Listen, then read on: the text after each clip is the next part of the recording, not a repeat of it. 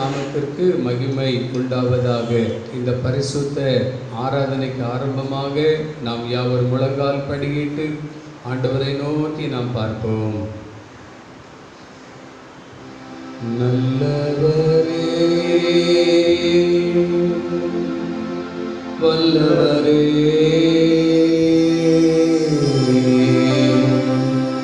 ஆராதனை ஆராதனை. நல்லவரே, வல்லவரே, ஆராதனை ஆராதனை. உம்வல்ல செயல்கள் நினைத்து நினைத்து உள்ளமே பொங்குதையா. உம்வல்ல செயல்கள் நினைத்து நினைத்து உள்ளமே பொங்குதையா. நல்லவரே, நன்மை செய்பவரே, நன்றி நன்றி ஐயா. நல்லவரே, நன்மை செய்பவரே, நன்றி நன்றி ஐயா. நல்லவரே, வல்லவரே, ஆராதனை ஆராதனை. நல்லவரே, வல்லவரே, ஆராதனை ஆராதனை. மகா பரிசுத்தமும் மிகுந்த கிருபையும் நிறைந்த எங்கள் அன்பின் நல்ல ஆண்டவரே, இந்த ஆசீர்வதிக்கப்பட்டதான பரிசுத்த ஞாயிற்றுக்கிழமை நாளின் காலை வேளைக்காக உம்மை நாங்கள் நன்றியுள்ள இருதயத்தோடு நாங்கள் உம்மை துதிக்கிறோம், ஸ்தோத்தரிக்கின்றோம். கடந்து வந்த பாதைகளில் எல்லாம் எங்களை கரம் பிடித்து நடத்தி வந்தவரே, நாங்கள் உம்மை துதிக்கிறோம், நாங்கள் உமக்கு நன்றி செலுத்துகிறோம். அப்பா தகப்பனே, இந்த புதிய நாளிலும் உம்முடைய சன்னிதானத்தை நோக்கி நாங்கள் பார்க்க, உம்மை துதிக்க, உம்மை ஆராதிக்க, ஆண்டவரே உம்முடைய நாமத்தை நாங்கள் மகிமைப்படுத்த, இயேசுவே நீர் எங்கள் கொடுத்த நல்ல கிருபைகளுக்காக உமக்கு ஸ்தோத்திரம் ஸ்தோத்திரம்.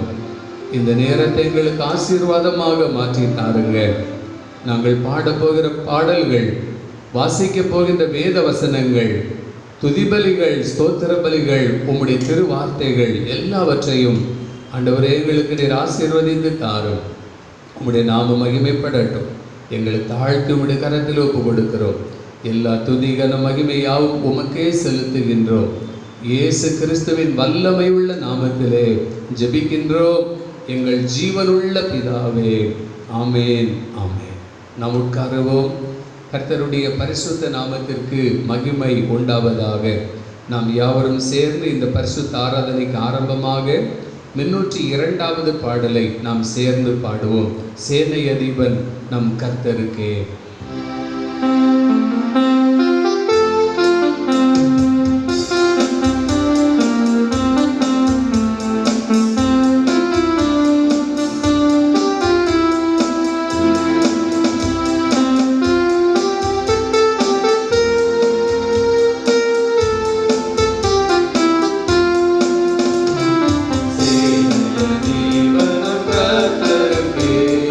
செலுத்துவோம் கனலும்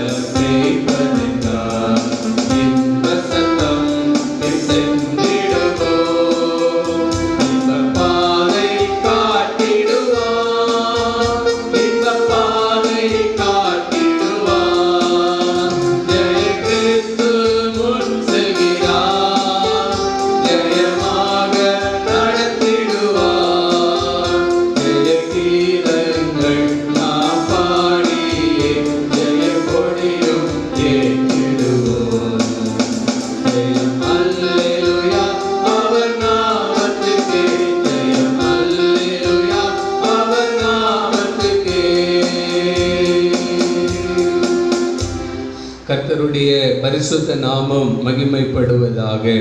இந்த நாளிலும் வாசிக்கும்படியாக தெரிந்து கொண்ட பரிசுத்த வேதாகமத்தின் பகுதி சங்கீதம் 34 சங்கீதம் 19 வசனம். சங்கீதம் 34:19. நீதிமானுக்கு வரும் துன்பங்கள் அநேகமாயிருக்கும், கர்த்தர் அவைகள் எல்லாவற்றிலும் நின்று அவனை விடுவிப்பார் என்றார் என்பதே. கர்த்தர் தாமே இந்த திருவசனத்தை நமக்கு ஆசீர்வதித்து தருவாராக. ஆமேன். நாம் யாவர் முழங்கால் படியிட்டு கர்த்தருடைய ஜெபத்தை நாம் சேர்ந்து ஏறெடுப்போம். பரமண்டலங்களில் இருக்கிற எங்கள் பிதாவே, உம்முடைய நாமம் பரிசுத்தப்படுவதாக, உம்முடைய ராஜ்யம் வருவதாக, உம்முடைய சித்தம் பரமண்டலத்திலே செய்யப்படுகிறது போல பூமியிலே செய்யப்படுவதாக. அன்றனுள்ள ஆகாரத்தை எங்களுக்கு தாரும். எங்களுக்கு விரோதமாய் குற்றம் செய்கிறவர்களை நாங்கள் மன்னிக்கிறது போல எங்கள் குற்றங்களையும் எங்களுக்கு மன்னியும். எங்களை சோதனைக்குள் பிரவேசிக்க பண்ணாமல் தீமை நின்று எங்களை ரட்சித்துக் கொள்ளும். ராஜ்யமும் வல்லமையும் மகிமையும் என்றென்றைக்கும் உம்முடையவைகளே. ஆமேன், ஆமேன். நாம் உட்காருவோம். கிறிஸ்துவுக்குள் அன்பானவர்களே, உங்கள் ஒவ்வொருவரையும் ஆண்டவராகிய இயேசு கிறிஸ்துவின் இனிதான நாமத்திலே உங்களை அன்போடு வாழ்த்தி வரவேற்கின்றேன். கர்த்தருடைய பரிசுத்த நாமம் மகிமைப்படுவதாக. இன்றைக்கும் நம்முடைய ECI திருச்சபைகளுக்கெல்லாம் மிகவும் ஒரு முக்கியமான ஒரு நாள். இந்த நாள் இன்றைக்கு ஜூலை 19ஆம் தேதி.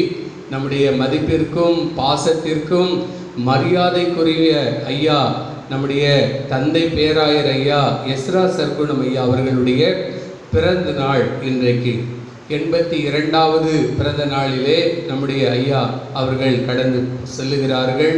நாம் ஆண்டவருக்கு நன்றி செலுத்துவோம், ஆண்டவரை துதிப்போம், ஆண்டவரை ஸ்தோத்தரிப்போம். ஒரு நல்ல தலைமைத்துவத்தை உடைய நல்ல பேராயர் ஐயாவை ஆண்டவர் நமக்கு கொடுத்து ECI ஊழியங்கள் இந்த அளவுக்கு வளர்ந்து பெருகவும், இன்றைக்கு ஒவ்வொரு கிராமங்களிலும் குட்டி கிராமங்களிலும் கூட திருச்சபைகள் நாட்டப்படுகின்ற உருவாக்கப்படுகிற பணிகளிலே இன்றைக்கு நம்முடைய பேராயரை அவர்களுடைய தரிசனத்தின்படியாக அவைகள் இன்றைக்கு நிறைவேற்றப்பட்டு வருகின்றது.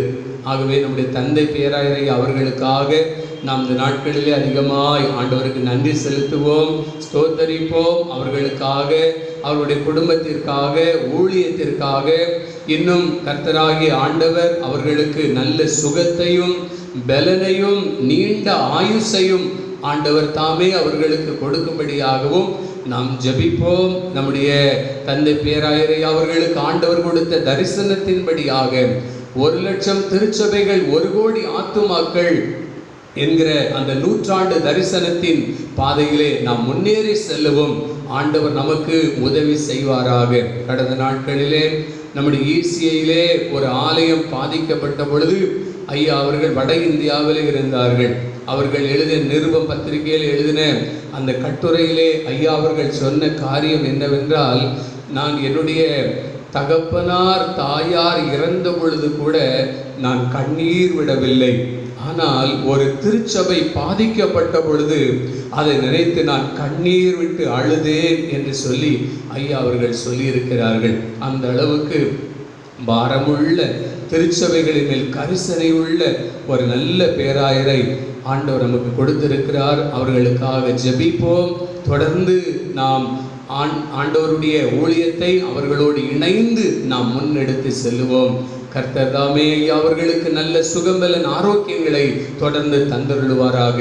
ஆமென். நாம் சில நிமிடங்கள் நாம் இருக்கிற இடங்களிலே தலைகளை தாழ்த்தி ஆண்டவரை நோக்கி பார்ப்போம், ஆண்டவரை துதிப்போம், ஸ்தோத்தரிப்போம். அவர் செய்த நன்மைகளை எல்லாம் எண்ணி பார்த்து சில நிமிடங்கள் ஆண்டவரை நன்றியோடு நாம் துதிப்போமா, ஸ்தோத்தரிப்போமா. அவர் நம்முடைய வாழ்க்கையிலே செய்த நன்மைகள் ஏராளம் அல்லவா? எத்தனையோ நன்மைகளை நமக்கு செய்திருக்கிறாரே. அவர் நம்மை கண்டாரே, அவர் நம்மை பார்த்தாரே. யாரும் நினைக்காத நம்மை, மறந்து போன நம்மை மறக்காமல் நம்மை கண்டவர் அல்லவா? நம்மை தேடி வந்த தெய்வம் அல்லவா? நம்மை நேசித்த நல்ல ஆண்டவர், நல்ல தகப்பன் அல்லவா? அவரை நாம் நன்றியோடு நாம் துதிப்போமா? நாம் ஸ்தோத்தரிப்போமா? ஹல்லேலூயா. உம் அழகான கண்கள் என்னை கண்டதாலே முடிந்ததென்று நினைத்த நான் உயிர் வாழ்கின்றேன். உம் அழகான கண்கள் என்னை கண்டதாலே முடிந்ததென்று நினைத்த நான் உயிர் வாழ்கின்றேன். யாரும் அறியாத என்னை நன்றாய் அறிந்து தேடி வந்த நல்ல நேசரே, யாரும் அறியாத என்னை நன்றாய் அறிந்து தேடி வந்த நல்ல நேசரே, உம் அழகான கண்கள் என்னை கண்டதாலே முடிந்ததென்று நினைத்த நான் உயிர் வாழ்கின்றேன். எத்தனை தடவை நம்முடைய வாழ்க்கை முடிந்து போனது அப்படின்னு நினைத்து நாம் கலங்கி இருக்கிறோம், சோர்ந்து இருக்கிறோம், கவலைப்பட்டு இருக்கின்றோம். யாரும் அறியாத நம்முடைய வாழ்க்கை யாருக்கும் தெரியாது, நம்முடைய நிலைமை யாருக்கும் தெரியாது, நம்ம எந்த இடத்துல விழுந்து எழுந்திருக்கிறோம் என்பது யாருக்கும் தெரியாது, நம்முடைய அந்தரங்க காரியங்கள் யாருக்கும் தெரியாது.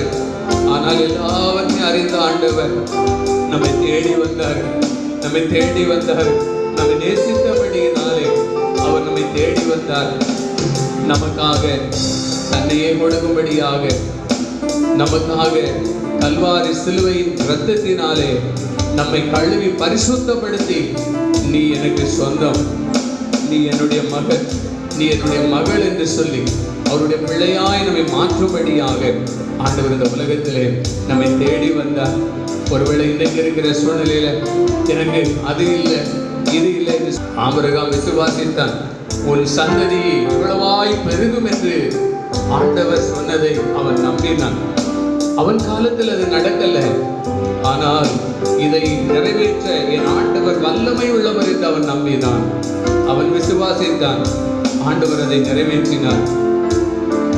அதே போல இன்றைக்கும் எனக்கு பிரியமானவர்களே, உங்க வாழ்க்கையிலும் இன்றைக்கு குறைவோடு நீங்க இருக்கலாம், ஏதுமில்லையே என்று கவலையோடு இருக்கலாம்.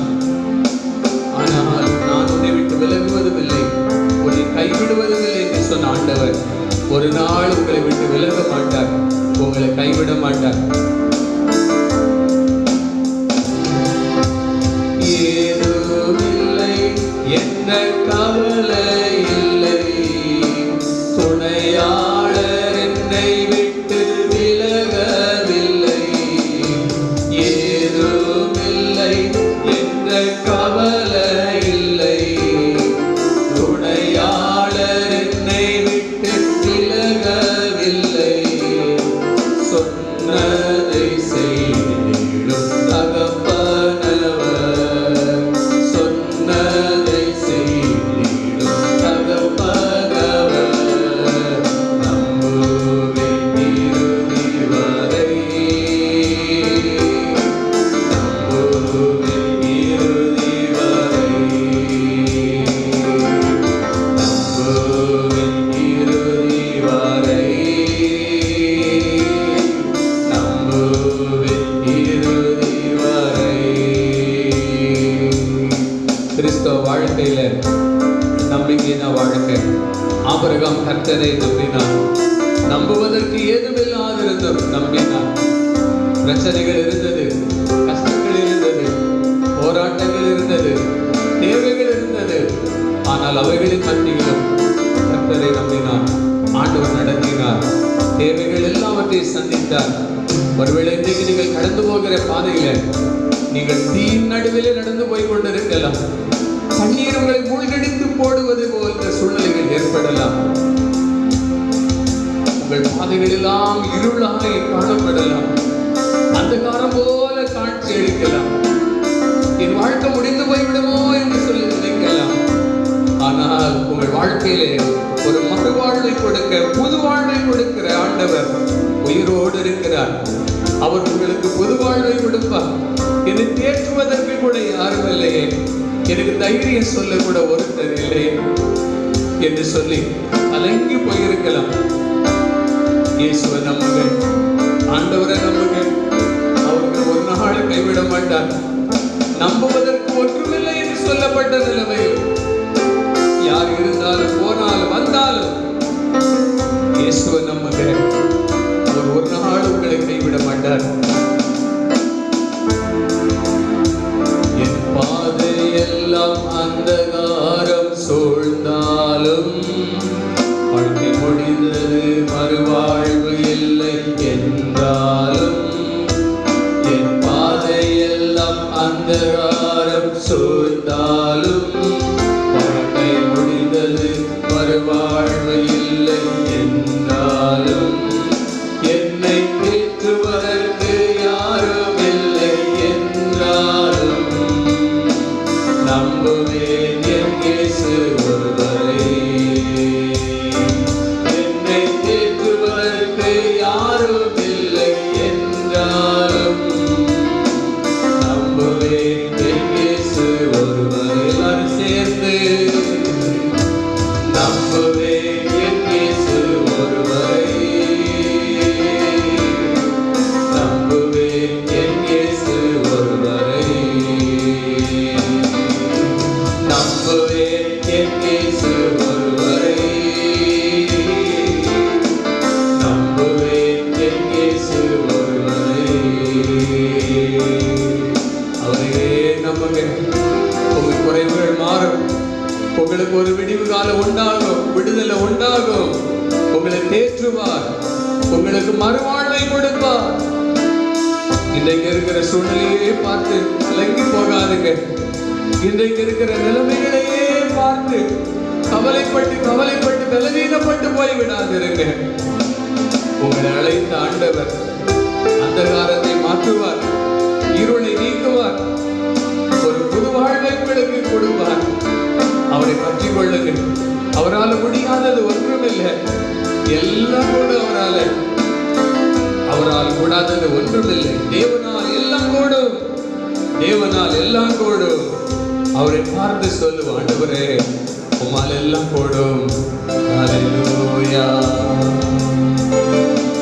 தேவனால் கூடாததொன்றுமில்லை, தேவனால் கூடாததொன்றுமில்லை. எல்லாரும் சேர்ந்து தேவனால் கூடாததொன்றுமில்லை, தேவனால் கூடாததொன்றுமில்லை. இன்னைக்கு அற்புதங்கள் எவ்வளவோ உங்களுக்கு தேவையாயிருக்கலாம்.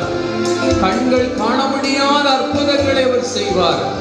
உங்கள் வேண்டுதல்களை எல்லாம் அவர் நிறைவேற்றுவார்.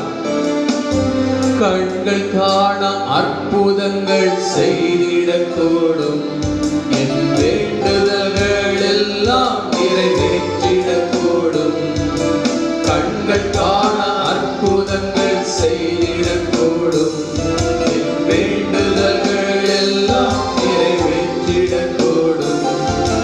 தேவனால் கூடாததொன்றுமில்லை. எங்களோடு சேர்ந்து நீங்கள் சொல்லுங்க, தேவன் பிள்ளைங்க காரியத்தில், குடும்ப காரியத்தில், உங்க வாழ்க்கையில நீங்கள் கடந்து செல்கிற பாதையில என்ன தேவைகள் இருந்தால், எந்த பிரச்சனைகளோடு இன்றைக்கு நீங்கள் கடந்து போய் கொண்டிருந்தால் தேவனால் அவைகளை மாற்றி அமைக்க முடியும். அவரால் முடியும். ஆண்டவர் இயேசு எல்லாவற்றையும் அவர் செய்ய வல்லமை உள்ளவராக இருக்கிறார். அவரை பற்றி கொள்ளுங்க, அவரை சார்ந்து கொள்ளுங்க, அவரை நம்புங்க. உங்கள் தேவைகள் எல்லாவற்றையும் அவர் சந்திப்பார். நன்றி அப்பா, நன்றி நன்றி நன்றி. உங்களுடைய கரத்தில் எங்களை ஒப்பு கொடுக்கிறோம், பொறுப்பெடுத்துக் கொள்ளும். தொடர்ந்து எங்களோடு பேசுங்க. அடியனை மறைத்து நீர் வெளிப்படும் அப்பா.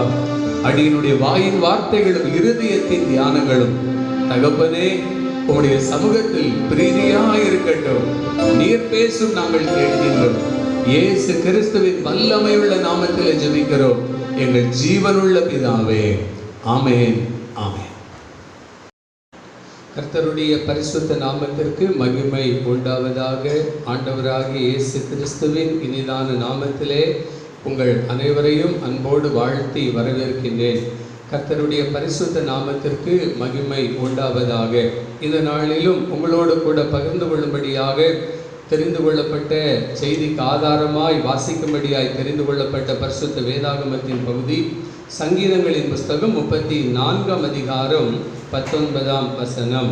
நீதிமானுக்கு வரும் துன்பங்கள் அநேகமாயிருக்கும், கர்த்தர் அவைகள் எல்லாவற்றிலும் நின்று அவனை விடுவிப்பார். கர்த்தர் அவைகள் எல்லாவற்றிலும் நின்று அவனை விடுவிப்பார். நீதிமானுக்கு வரும் துன்பங்கள் அநேகமாயிருக்கும், கர்த்தர் அவைகள் எல்லாவற்றிலும் நின்று அவனை விடுவிப்பார். கர்த்தருடைய பரிசுத்த நாமத்திற்கு மகிமை உண்டாவதாக. கிறிஸ்துவுக்குள் அன்பானவர்களே, நீதிமான் என்கிறவர்கள் ஆண்டவர் இயேசு கிறிஸ்துவினுடைய கல்வாரி சிலுவையின் இரத்தத்தினால் மீட்கப்பட்டவர்கள், நீதிமான்களாய் ஆண்டவரால் மாற்றப்பட்டவர்கள். ஆண்டவரை ஏற்றுக்கொண்ட மக்களுக்கு, ஆண்டவரை நேசிக்கிற மக்களுக்கு, ஆண்டவரை தேடுகிற மக்களுக்கு துன்பங்கள் வருமா என்றால், பரிசுத்த வேதம் நமக்கு கற்றுக் கொடுக்கிறது, துன்பங்கள் வரும். ஆண்டவரை ஏற்றுக்கொண்ட மக்களுக்கும் துன்பம் வரும். உலகத்திலே நாம் வாழுகின்ற வரைக்கும் மற்ற மக்களுக்கு எவ்விதமான போராட்டங்கள், கஷ்டங்கள், பிரச்சனைகள் வருகிறதோ, அதை போல ஆண்டவரை ஏற்றுக்கொண்ட மக்களுக்கும் அவ்விதமான போராட்டங்கள், கஷ்டங்கள், பிரச்சனைகள், துன்பங்கள் வருகிறது. அதைத்தான் பரிசுத்த வேதம் நமக்கு கற்றுக் கொடுக்கிறது. நீதிமானுக்கு வரும் துன்பங்கள் அநேகமாயிருக்கும், ஆனால் கர்த்தர் அவைகள் எல்லாவற்றிலும் நின்று அவனை விடுவிப்பார். பொதுவாக உலகத்திலே வாழக்கூடிய நாம், நம்முடைய கண்கள் துன்பத்தையே பார்த்து கொண்டிருக்கிறது, நம்முடைய கண்கள் பிரச்சனைகளையே பார்த்து கொண்டிருக்கிறது, நம்முடைய கண்கள் போராட்டங்களையும் இவ்வளவு கஷ்டங்களையும் பார்த்து கொண்டே இருக்கிறது. ஆனால் அந்த துன்பங்களுக்கு நடுவே ஒருவர் இருக்கிறார் என்பதை நாம் மறந்து போய்விடக்கூடாது. அல்லேலூயா. எனக்கு பிரியமானவர்களே, துன்பங்களின் நடுவே ஒருவர் இருக்கிறார், கர்த்தர் நிற்கிறார். இன்றைய செய்தியினுடைய தலைப்பு, கர்த்தர் நிற்கிறார். துன்பங்களின் நடுவே நமக்காய் அவர் நிற்கிறார். அதைத்தான் வேதம் சொல்லுகிறது, கர்த்தர் அவைகள் எல்லாவற்றிலும் நின்று என்று சொல்லி இருக்கிறது. அந்த துன்பங்களின் நடுவிலே நமக்காய் ஆண்டவர் ஒருவர் நிற்கிறார், ஜீவனுள்ள தேவன் நமக்காய் நிற்கிறார் என்பதை நாம் மறந்து போய்விடக் கூடாது. யோவான் எழுதின சுவிசேஷம் 1ஆம் அதிகாரம் 26ஆம் வசனத்திலே நாம் வாசிக்கும் பொழுது, அங்கே ஞானஸ்நானம் கொடுத்து கொண்டிருந்த முழுக்கு முனிவர் யோவான் சொல்லுகின்றார், நீங்கள் அறியாதிருக்கிற ஒருவர் உங்கள் நடுவிலே நிற்கிறார். நீங்கள் அறியாதிருக்கிற ஒருவர் உங்கள் நடுவிலே நிற்கிறார். பல நேரங்களிலே, பல நெருக்கடியான நேரங்களிலே, நம்முடைய உள்ளங்கள் சோர்ந்து போன நேரத்திலே, துன்பங்கள் நம்மை ஆட்கொண்ட நேரத்திலே, நாம் அறியாத ஒருவர் நம் நடுவில் இருக்கிறார். அவர்தான் ஜீவனுள்ள தேவன், ஆண்டவராகிய இயேசு கிறிஸ்து. எனக்கு பிரியமானவர்களே, யாக்கோபு என்கிற ஒரு மனிதனை குறித்து பழைய ஏற்பாட்டிலே வாசிக்கின்றோம். அந்த யாக்கோபு கூடாரவாசியாக அவன் ஒரு நாளிலே சுகமாய் வாழ்ந்து கொண்டிருந்தான். பிரச்சனையே இல்லாத ஒரு ஆளாக அவன் தன் வீட்டிலே வாழ்ந்து கொண்டிருந்தான். ஆனால் ஒரு நாளிலே அவன் வீட்டை விட்டு கடந்து போன பொழுது, இதுவரைக்கும் அவன் சென்றிராத ஒரு காட்டு வழியிலே கடந்து செல்ல வேண்டியது இருந்தது. ஒரு புதிய பாதையிலே அவன் செல்ல வேண்டியது இருந்தது. பயம் சூழ்ந்து கொள்ளக்கூடிய ஒரு நிலைமை இருந்தது. அவனோடு கூட ஒருவரும் அவன் கூட இல்லாத ஒரு சூழ்நிலை இருந்தது. ஆனால் அப்படிப்பட்ட ஒரு சூழ்நிலையிலே ஆதியாகமம் 28ஆம் அதிகாரம் 13ஆம் வசனத்திலே கர்த்தராகிய தேவன் அவனை பார்த்து சொல்லுகிறார், கர்த்தர் மேலாக நின்றார் என்று சொல்லி நாம் வேதத்திலே வாசிக்கின்றோம். கர்த்தர் மேலாக நின்றவர் அவனை பார்த்து என்ன சொன்னார் தெரியுமா? நான் உன்னோடே இருப்பேன், நான் உன்னோடே இருப்பேன். மேலாக நின்ற ஆண்டவர் அவனை பார்த்து சொல்லுகிறார், நான் உன்னோடே இருப்பேன். தனித்து விடப்பட்ட ஒரு நிலைமையிலே, அதன் பிற்பாடு அவன் தன்னுடைய மாமனார் வீட்டிற்கு போகிறான். அங்கேயும் அவன் சந்தோஷமான ஒரு நிலைமையிலே, அவன் சந்தோஷமான வீடாக அங்கே அவனுக்கு அது காணப்படவில்லை. பாடுபட்டான், பகலிலே வெயிலிலே கடுமையாக உழைத்தான், மழையிலே கடுமையாய் கஷ்டப்பட்டான். 10 முறை அவனுடைய மாமனார் அவருடைய சம்பளத்தை மாற்றினார். இப்படிப்பட்ட கடுமையான சூழ்நிலைகளின் மத்தியிலும் அவனுக்கு இருந்த ஒரே ஒரு நம்பிக்கை என்னவென்றால், மேலாக நின்றவர் சொன்னார், நான் உன்னோடே இருப்பேன் என்பதாக. எனக்கு அன்பானவர்களே, இந்த கால வேளையிலும் நமக்கு மேலாக நிற்கிறவர், நம்மோடு நிற்கக்கூடிய ஆண்டவர் சொல்லுகிறார், நான் உன்னோடு இருப்பேன் என்பதாக. பொதுவாக ஆபகுக் 1:3 வாசிக்கின்றோம், இன்றைக்கு உலகத்தில் என்ன நடைபெற்று கொண்டிருக்கிறது? நீர் எனக்கு அக்கிரமத்தை காண்பித்து என்னை தீவினையை பார்க்க பண்ணுகிறது என்ன? கொள்ளையும் கொடுமையும் எனக்கு எதிரே நிற்கிறது, வழக்கையும் வாதையும் எழுப்புகிறவர்கள் உண்டு. இன்னைக்கு தேசத்திலே கொள்ளைகள், கொடுமைகள், வழக்குகள், வாதுகள், தீவினைகள், இப்படிப்பட்ட ஒரு காலத்திலே இன்றைக்கு தேசம் போய்கொண்டிருக்கிறதை நாம் பார்க்கின்றோம். இவைகள் எல்லாம் நமக்கு எதிராய் நின்றாலும் நம் நடுவிலே நிற்கக்கூடிய, துன்பங்களின் நடுவிலே நம்மோடு நிற்கக்கூடிய ஆண்டவர் நம்மோடு இருக்கிறார் என்கிற அந்த சத்தியத்தை நாம் மறந்து போய்விடக்கூடாது. தாவீது ராஜாவுடைய வாழ்க்கையிலே பல கஷ்டங்கள், பல பிரச்சனைகள் வந்த பொழுது அவர் ஆண்டவரை பார்த்து இவ்விதமாய் அவர் சொல்லுகின்றார். சங்கீதம் 10:1 கர்த்தாவே, என் தூரத்திலே நிற்கிறீர், ஆபத்து நேரிடுகிற சமயங்களில் நீர் ஏன் மறைந்திருக்கிறீர் என்று சொல்லி தன்னுடைய கவலைகளை, அங்கலாய்ப்புகளை ஆண்டவரை பார்த்து சொல்லுகிறார். ஆண்டவரே, நீர் ஏன் தூரத்திலே நின்று கொண்டிருக்கிறீர் என்று சொல்லி. காரணம், அவர் சங்கீதம் 38:11 அவர் சொல்லுகிறார், என் சிநேகிதரும் என் தோழரும் என் வாதை கண்டு விலகுகிறார்கள், என் இனத்தாரும் தூரத்திலே நிற்கிறார்கள். வாழ்க்கையில் பிரச்சனைகள் வரும் பொழுது, கஷ்டங்கள் வரும் பொழுது, வாதைகள், போராட்டங்கள் வரும் பொழுது, நஷ்டங்கள், இழப்புகள் வரும் பொழுது சிநேகிதர்கள் கூட தூரமாய் நின்று விடுவார்கள், தோழர்கள் கூட தூரமாய் நின்று விடுவார்கள். ஒருவேளை உங்க குடும்பத்தை சார்ந்தவர்கள் கூட, உங்கள் இனத்தார் கூட அவர்கள் தூரத்திலே நின்று விடலாம். ஆனால் துன்பத்தின் நடுவிலே உங்களோடு பயணம் செய்கிற ஒரு நல்ல ஆண்டவர் உங்களுக்கு உண்டு என்பதை நீங்கள் ஒரு நாள் மறந்து போகாதிருங்கள். எனக்கு பிரியமானவர்களே, இந்த உலகத்திலே நாம் மாம்சத்திலே இருக்கும் வரைக்கும் நமக்கு பிரச்சனைகள் இருந்து கொண்டே தான் இருக்கும். இந்த உலகத்திலே நாம் இருக்கும் வரைக்கும் பிரச்சனைகள் இருக்கும். ஆனால் அந்த பிரச்சனைகளின் நடுவிலும் நின்று நமக்கு உதவி செய்கிற ஒரு ஆண்டவர் நமக்கு உண்டு. நாம் அதை மறந்து போய்விடக் கூடாது. மார்க் 10:49 நான் வாசிக்கும் பொழுது, அங்கே கண் பார்வையற்ற பர்திமேயு என்கிற ஒரு மனிதன், இயேசுவே எனக்கு இரங்கும் என்று சொல்லி அவன் கூப்பிட்ட பொழுது, இயேசு நின்று அவனை அழைத்து வர சொல்லி, நான் உனக்கு என்ன செய்ய வேண்டும் என்று சொல்லி கேட்டார். அதே ஆண்டவர் இன்றைக்கும் நீங்கள் இயேசுவே இறங்கும் ஆண்டவரே, இயேசுவே என் பிள்ளைகளுக்கு இறங்கும், இயேசுவே என் குடும்பத்தின் மக்களுக்கு இறங்கும் என்று சொல்லி நீங்கள் ஆண்டவரை நோக்கி கூப்பிடும் பொழுது அவர் நிற்பார். உங்களுடைய தேவைகள் எல்லாவற்றையும் அவர் சந்திப்பார். எல்லா பிரச்சனைகளிலும் கர்த்தர் நிற்கிறவராய் இருக்கிறார். இன்றைக்கு இந்த கால வேளையில 3 காரியங்களை உங்களோடு கர்த்தர் நிற்கிறார் என்கிற அந்த எதற்காகவெல்லாம், என்ன சூழ்நிலையில் எல்லாம் ஆண்டவர் நம்மோடு நிற்கிறார் என்பதை குறித்து 3 காரியங்களை உங்களோடு கூட பகிர்ந்து கொள்ள வாஞ்சிக்கின்றேன். முதலாவதாக அப்போஸ்தலர் நடபடிகள் 23:11. அப்போஸ்தலர் 23:11. அந்த ராத்திரியிலே கர்த்தர் பவுலின் அருகே நின்று, பவுலே திடன்கொள், நீ என்னை குறித்து எருசலேமிலே சாட்சி கொடுத்தது போல ரோமாவிலும் சாட்சி கொடுக்க வேண்டும் என்றார். எனக்கு அன்பானவர்களே, எப்படிப்பட்ட ஒரு சூழ்நிலையிலே ஆண்டவர் இயேசு கிறிஸ்து பவுலின் அருகே நின்றார் என்று சொன்னால், தேவனுடைய திட்டத்தை நிறைவேற்றி முடிப்பதற்கு கர்த்தர் அருகே நிற்கின்றார். அவருடைய திட்டங்கள் நம் மூலமாக நிறைவேற்றப்படும்படியாக ஆண்டவர் நம் அருகிலே இருக்கின்றார். எப்படிப்பட்ட ஒரு சூழ்நிலை அன்றைக்கு பவுல் அப்போஸ்தலனுக்கு இருந்தது? மிகுந்த ஒரு கலக்கம் நிறைந்த ஒரு சூழ்நிலை.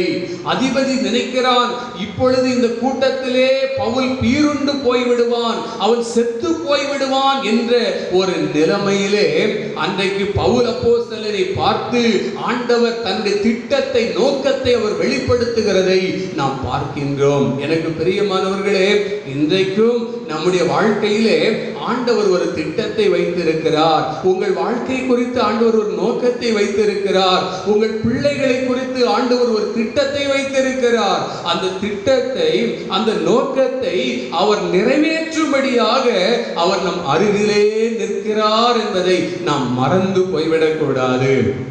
என் பிள்ளைகள் வழிதப்பி போய்விடுவார்களோ என்று சொல்லி அல்ல, கர்த்தர் உங்கள் பிள்ளைகள் அருகே நிற்பார். தம்முடைய திட்டம், தம்முடைய நோக்கம் தம்முடைய பிள்ளைகள் மூலமாக நிறைவேற்றப்படும் வரைக்கும் அவர் தம் அருகிலே, தம் பிள்ளைகள் அருகிலே அவர் நிற்கிறவராய் இருக்கின்றார். அப்போஸ்தலனாகிய பவுலுடைய வாழ்க்கையில் ஆண்டவர் ஒரு திட்டத்தை கொடுத்திருந்தார். என்ன திட்டம் தெரியுமா?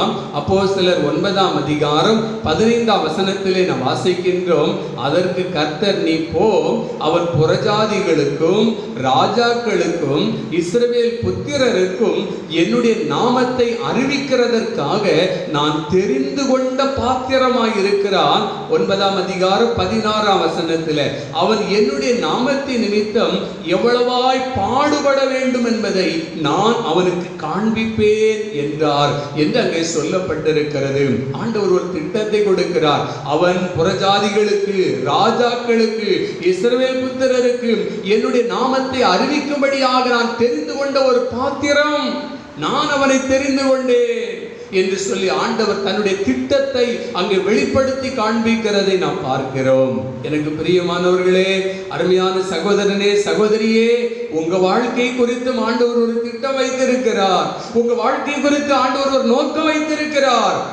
நீங்கள் ஆண்டவருடைய சமூகத்திலே உங்கள் வாழ்க்கையை ஒப்பு கொடுக்கும் பொழுது, அர்ப்பணிக்கும் பொழுது ஆண்டவர் நிற்கிறார். தம்முடைய திட்டத்தை நிறைவேற்றும்படியாக அவர் உங்களோடு இருக்கிறார். எனக்கு அன்பானவர்களே, அந்த திட்டத்திலே போராட்டங்கள், பிரச்சனைகள், கலக்கங்கள் பவுல் அப்போஸ்தலனை போல் வந்தாலும் உங்கள் அருகே நிற்கிறவர் அவர் என்பதை நீங்கள் மறந்து போய்விடாதிருங்கள்.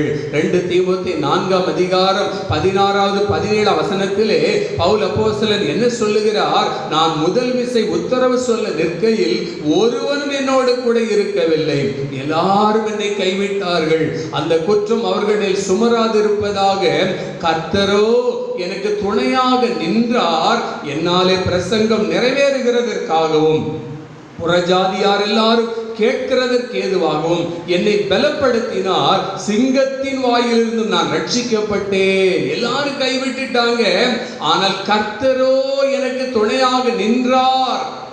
அவருடைய திட்டம் நிறைவேற, அவருடைய நோக்கம் நிறைவேற கர்த்தர் உங்களோடு நிற்பார், உங்களோடு துணையாய் நிற்பார். ஒருவேளை உலகம் உங்களை கைவிட்டு விடலாம், உங்கள் சொந்த இன மக்கள் உங்களை நிராகரித்து விடலாம், ஆனால் உங்களை அழைத்த ஆண்டவர், உங்களை தெரிந்தெடுத்த ஆண்டவர், உங்கள் மேல் தன்னுடைய நோக்கத்தை, திட்டத்தை வைத்திருக்கிற ஆண்டவர், அவைகளை நிறைவேற்றுவதற்காக அவர் உங்களை தெரிந்தெடுத்திருக்கிறார். உங்களோடு அவர் நின்று அவர் செயல்படுகிறவராய் இருக்கிறார்.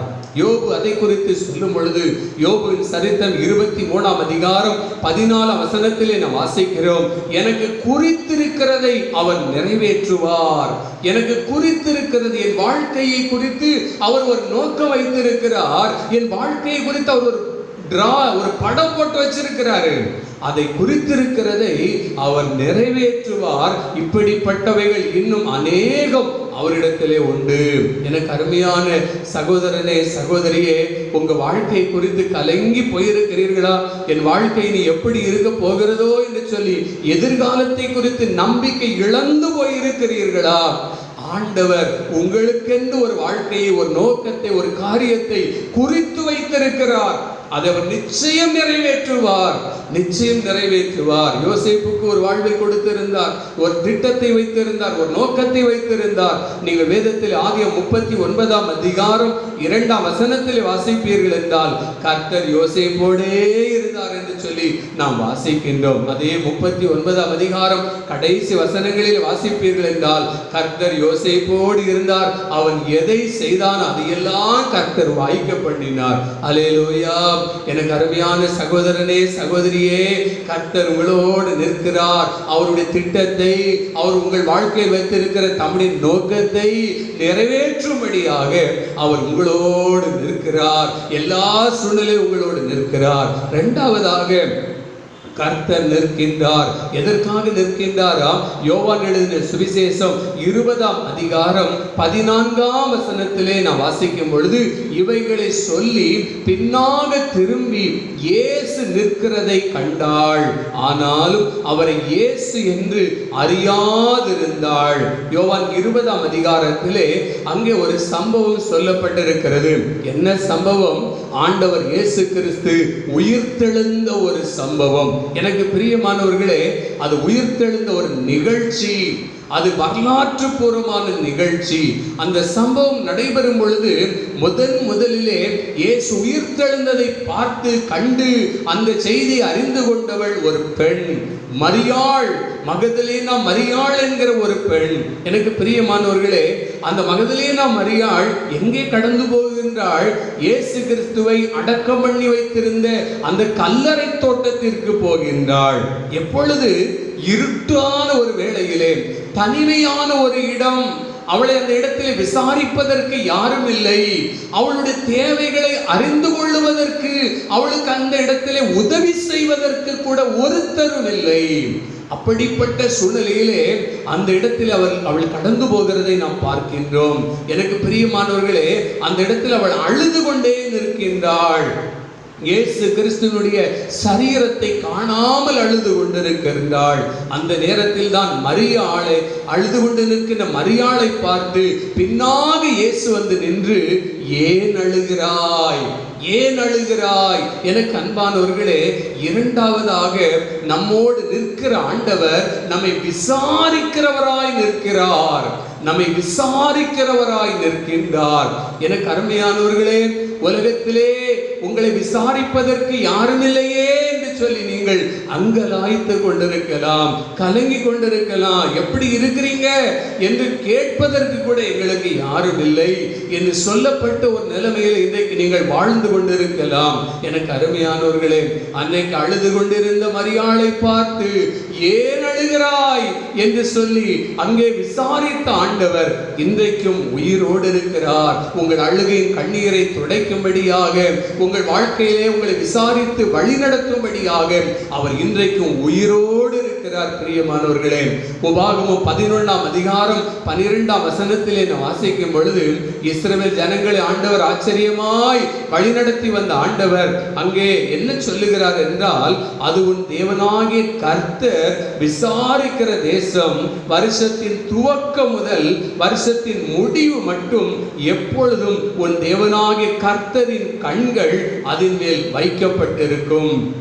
எனக்கு பிரியமானவர்களே, 2020 வருஷத்தை நாம் துவங்கினோம், வேகமாய் கடந்து போய்விட்டது. இந்த ஜூலை 19ஆம் தேதியிலே நாம் வந்து நிற்கின்றோம்.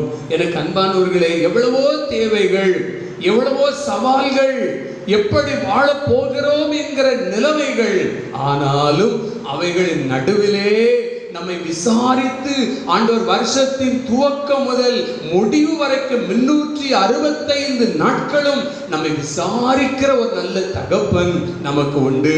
நம்மை விசாரிக்கிறவர் நம் நடுவிலே நிற்கிறார் என்பதை நாம் மறந்து போய்விடக் கூடாது.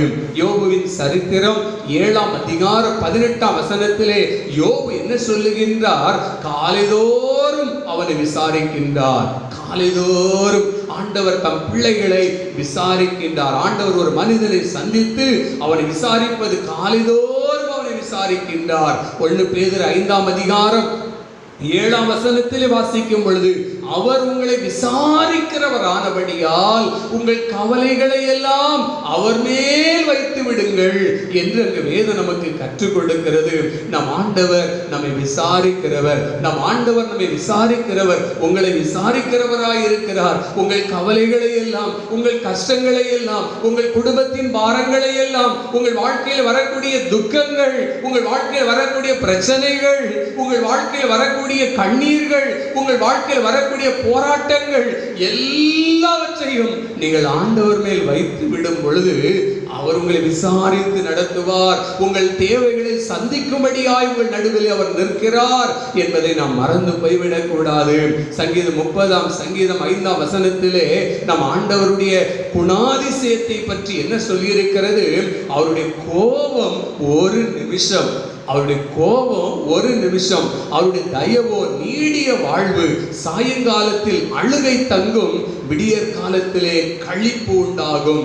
எனக்கு பிரியமானவர்களே, விடியற் காலத்திலே அவர் களிப்பை உண்டாக்கக்கூடிய ஆண்டவர், தேவைகளை சந்திக்கிற ஆண்டவராய் இன்றைக்கு நம் நடுவில் நிற்கின்றார். யோவான் எழுதின சுவிசேஷம் 21 அதிகாரம் 4 வசனத்திலே நீங்கள் வாசித்து பார்ப்பீர்கள் என்றால், விடியற் காலத்திலே இயேசு கரையிலே நிற்கின்றார். அவரை இயேசு என்று இயேசு கிறிஸ்துவின் சீடர்கள் அறியாதிருந்தார்கள். காரணம், அவர்கள் அழைக்கப்பட்ட அழைப்பெல்லாம் மறந்து இயேசு கிறிஸ்து உயிர்த்தெழுந்த அந்த உயிர்த்தெழுந்த அனுபவத்தை பெற்றும் அவர்கள் பின்வாங்கி போய் மறுபடியும் மீன் பிடிக்கிற வேலைக்கு அவர்கள் கடந்து போய் விடுகிறார்கள்.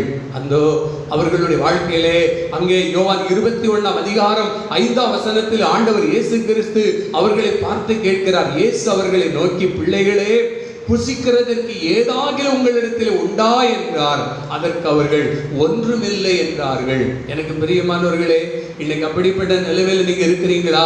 ஒன்றுமில்லாத நிலைமையிலே எல்லாவற்றையும் உண்டாக்கக்கூடியவர் அவர். ஒன்றுமில்லை என்கிற நிலைமையிலே நம் குறைவை நீக்க இயேசு நிற்கிறார்.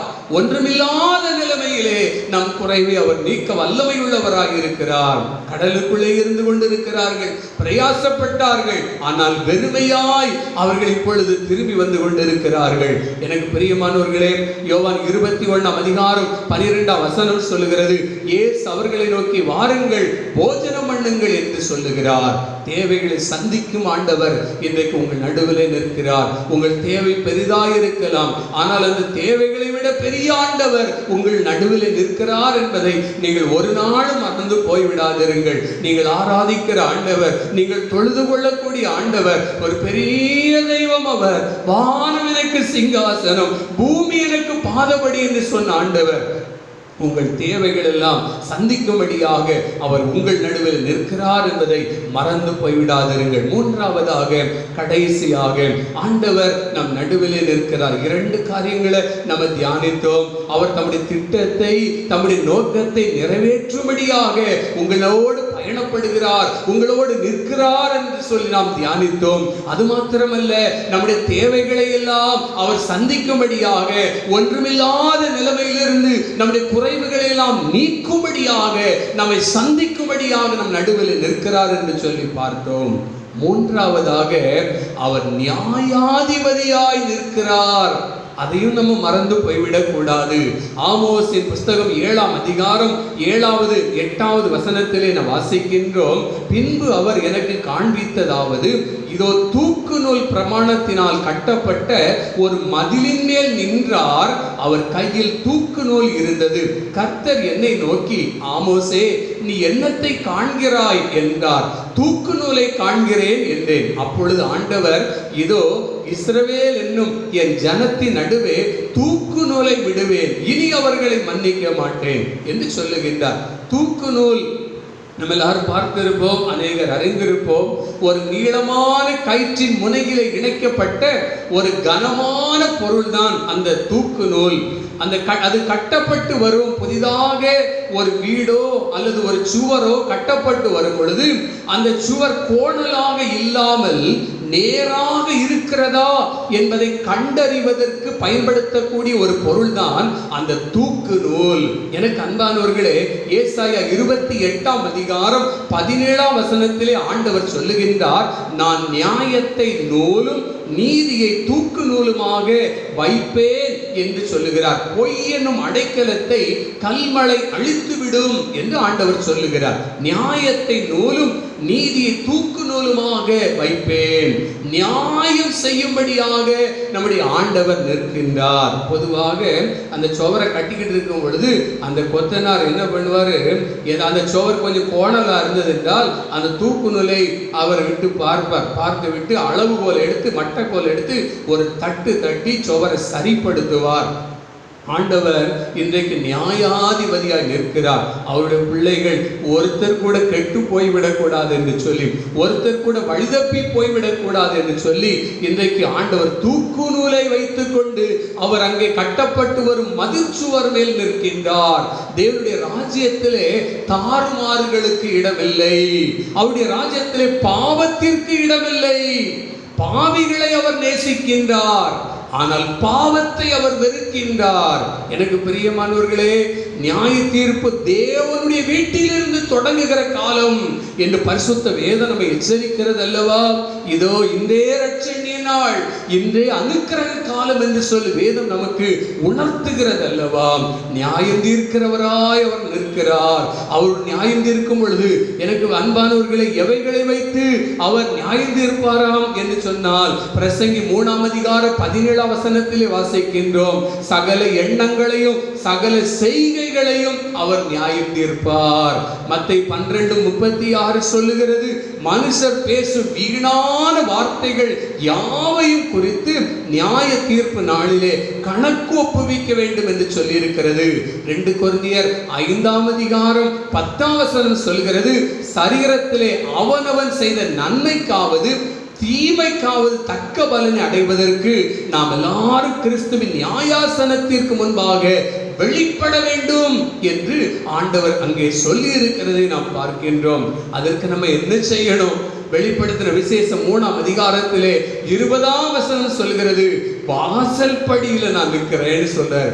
ஆண்டவர் சொல்றாரு, வாசல் படியில நான் நின்று கதவை தட்டிக்கிட்டே இருக்கிறேன். உன் வாழ்க்கையை சரிப்படுத்தும்படியாக, உன் வாழ்க்கையை உருவாக்கும்படியாக, தாறுமாறான நிலைமைகளை மாற்றி உன்னை புதுப்பிக்கும்படியாக, புதிய படைப்பாய் மாற்றும்படியாக, என்னுடைய சாயலை நான் உருவாக்கும்படியாக வாசல் படியில நின்று அவர் கதவை தட்டி கொண்டிருக்கிறார்.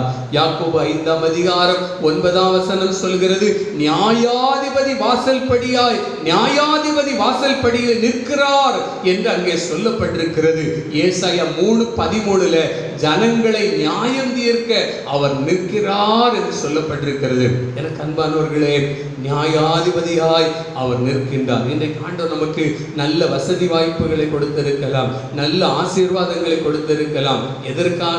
நாம் வீட்டு மேல வீடை கட்டுறதுக்கு, கோபுரத்தின் மேல கோபுரத்தை கட்டுறதுக்கு, கார் மேல பங்களா இன்னும் வாங்கி குவிக்கிறதுக்கு அல்ல, மற்றவர்களுக்கு ஆசீர்வாதமாய் இருக்கும்படியாக. இந்த கொள்ளை நோய் காலத்துல நீங்க எத்தனை பேருக்கு ஆசீர்வாதமாய் இருந்திருக்கிறீங்க? எத்தனை பேருக்கு உதவி செய்திருக்கிறீங்க? ஆண்டவர் உங்களுக்கு ஆசீர்வாதத்தை கொடுத்தது நீங்களையே வைத்துக் கொண்டு அனுபவிப்பதற்கல்ல, மற்றவர்களுக்கும் நீங்கள் ஆசீர்வாதமான பாத்திரமாய் இருக்கும்படியாக. இல்லை என்றால் அதை குறித்து நியாய தீர்ப்பு நாள்ல நம்ம கணக்கு சொல்லணுமா? ஆண்டவர் நமக்கு கொடுத்த ஆசீர்வாதங்களை குறித்து நாம் எப்படி பயன்படுத்தினோம் என்பதை ஆண்டவருக்கு கணக்கு ஒப்புவிக்க வேண்டும் அல்லவா?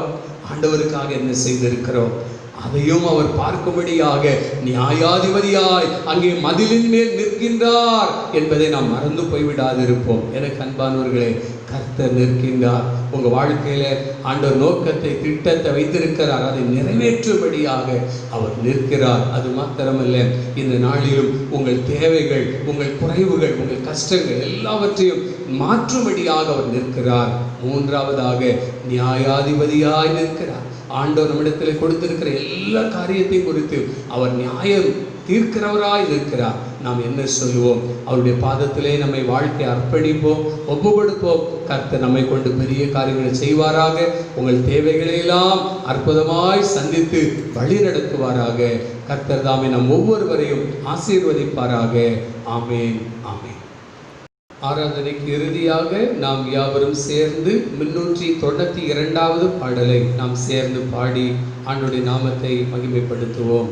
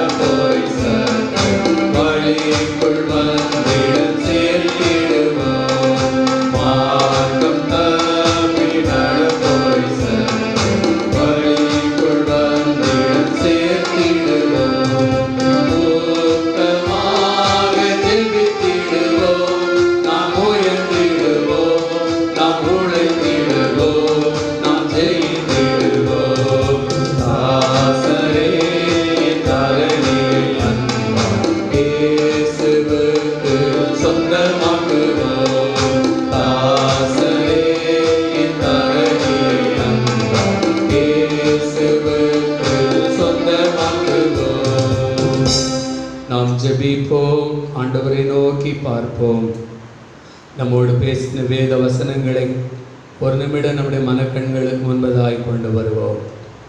இந்த காலை வேளையில் ஆண்டவர் தெளிவாய் நம்மோடு பேசி இருக்கிறார்.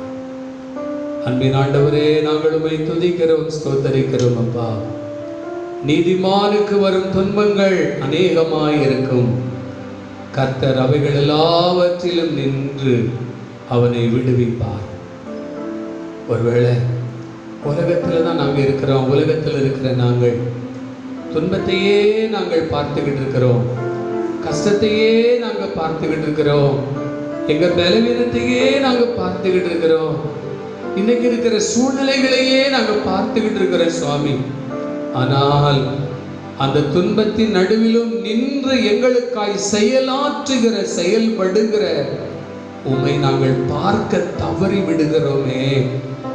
ஆண்டவரே, எங்கள் கண்களை திறந்தருளும். அப்பா, நீங்கள் அறியாத ஒருவர் உங்கள் நடுவில் நிற்கிறார் என்று யோவான் சொன்னது போல எத்தனையோ கடினமான சூழ்நிலையில, இருள் சூழ்ந்த நேரத்திலே, கரடு முரடான பாதைகளிலே அறியாத ஒருவராக நீர் எங்கள் நடுவில் நின்று எங்களுக்கு உதவி செய்திருக்கிறீரே. அப்பா, நன்றியோடுமே நாங்கள் துதிக்கிறோம், ஸ்தோத்தரிக்கிறோம். எங்க வாழ்க்கை குறித்து நீர் ஒரு திட்டம் வைத்திருக்கிறீங்க, எங்க வாழ்க்கை குறித்து நீர் ஒரு நோக்கம் வைத்திருக்கிறீங்கப்பா. அதை நிறைவேற்றி முடிக்கும் வரைக்கும், அதை செயல்படுத்தி முடிக்கும் வரைக்கும் ஆண்டவரே நீர் எங்களோடு நிற்கிறீர் ஐயா, எங்களோடு நிற்கிறீர். அன்றைக்கு பவுல் அப்போஸ்தலன் அவன் செத்து போய்விடுவான், மரித்து போய்விடுவான் என்று மற்ற மக்கள் நினைத்த சூழ்நிலையில, மற்ற மக்களால் எண்ணப்பட்ட நிலைமையில, பாதிக்கப்பட்ட நிலைமையில, அவன் அருகிலே ஒருவரும் இல்லாத நிலைமையில அவன் அருகிலே நின்று பவுலேன்னு சொல்லி கூப்பிட்டு, இன்னும் நீ செய்ய வேண்டிய வேலை இருக்குது என்று சொல்லி பலப்படுத்தி நின்றீரையப்பா.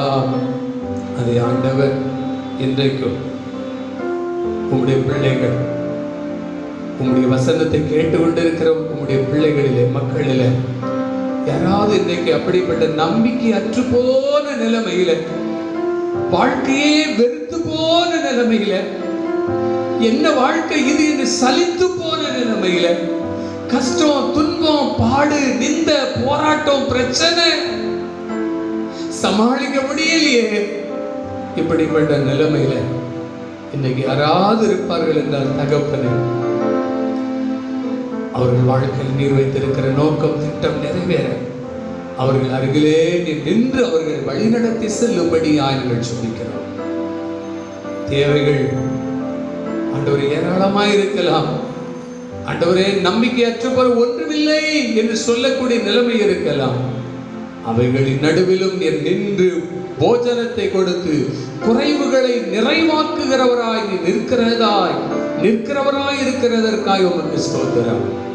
நன்றி ஆண்டவரே, தொடர்ந்து நடத்துங்க. நீர் மறுபடியும் சீக்கிரமாய் வரப்போகிறீர். உங்களுடைய நியாய தீர்ப்பு வெளிப்பட்டு கொண்டிருக்கிறது ஐயா.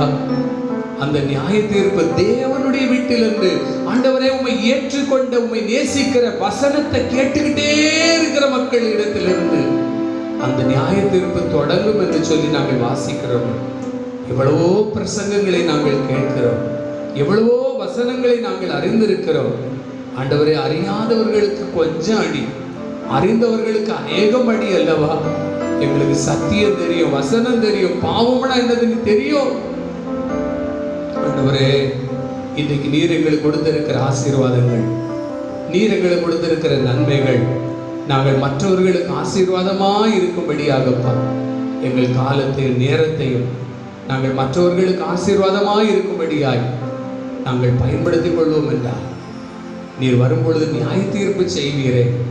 தூக்கு நூல் உடைய கைகளில் இருக்கிறதே அப்பா. ஆண்டவரே, உமக்கு முன்பாக மறைவானவைகள் ஒன்றுமில்லை அப்பா, எல்லாம் வெளியரங்கமாய் இருக்கிறது. உங்களுடைய கரத்திலே எங்களை ஒப்பு கொடுக்கிறோம். எங்களை நீர் ஒழுங்குபடுத்தும், எங்களை நீர் சரிப்படுத்தும், தொடர்ந்து வழிநடத்தும். ஆண்டவரே, இந்த கொள்ளை நோய்கள் எல்லாம் சீக்கிரமாய் எசப்பா எங்கள் தேசத்திலிருந்து நீங்கி போகட்டும் அப்பா. இந்த ஊரடங்கு தளர்வுகள் உண்டாகட்டும். சீக்கிரத்தில் திருச்சபைகள் ஆராதனைகள் நடைபெறுவதற்கு திறக்கப்பட கிருபை தாரும். எங்கள் தேசத்தின் தலைவர்கள் ஒவ்வொருவரை ஆசீர்வதியும். மக்களுக்கு நன்மை செய்கிற திட்டங்களை அவர்கள் செயல்படுத்த கிருபை தாரும். திருச்சபையின் குடும்பங்களுக்காய் ஸ்தோத்திரம். ஒவ்வொரு குடும்பங்களை நீர் ஆசீர்வதியும். ஆண்டவருடைய வார்த்தைகளை கேட்டுக்கொண்டிருக்கிற ஒவ்வொருடைய பிள்ளைகளையும் நீர் ஆசீர்வதியும். அவர்கள் வாழ்க்கை குறித்து நீர் வைத்திருக்கிற நோக்கங்கள் திட்டங்கள் நிறைவேறட்டும். அப்பா, நீர் நின்று நடத்தும். குறைவெல்லாம் மாறட்டும். ஆசீர்வதியும். தொடர்ந்து காத்துக்கொள்ளும். நம்முடைய திருக்கரத்தில் எங்களை தாழ்த்தி ஒப்பு கொடுக்கிறோம். பொறுப்படுத்திக் கொள்ளும். எல்லா துதி கன மகிமை யாவும் உமக்கே செலுத்துகிறோம். இயேசு கிறிஸ்துவின் வல்லமையுள்ள நாமத்திலே ஜெபிக்கிறோம் எங்கள் ஜீவனுள்ள பிதாவே, ஆமென். ஆசீர்வாதத்தை பெற்றுக்கொள்வோம். வலுவாதபடி நம்மை காக்கக்கூடியவரும் தமது மகிமையுள்ள சன்னிதானத்திலே நம்மை மாசற்றவர்களாய் நிலைநிறுத்த வல்லமை உள்ளவருமாய் இருக்கிற நம்முடைய கர்த்தராகிய இயேசு கிறிஸ்துவின் கிருபையும் பிதாவாகிய தேவனுடைய அன்பும் பரிசுத்த ஆவியானவருடைய ஐக்கியமும் வழி நடத்துதலும் நம் அனைவரோடும் சகல பரிசுத்தவான்களோடும் கர்த்தருடைய பிள்ளைகள் ஒவ்வொருவரோடும் இன்றைக்கும் பிறந்த நாளை கொண்டாடுகின்ற எங்களுடைய தந்தை பேராயரையா அவர்களோடும் இன்றும் என்றும் இனிவரும் சதா காலங்களிலும் நீடித்து நிலைத்திருப்பதாக. ஆமென்.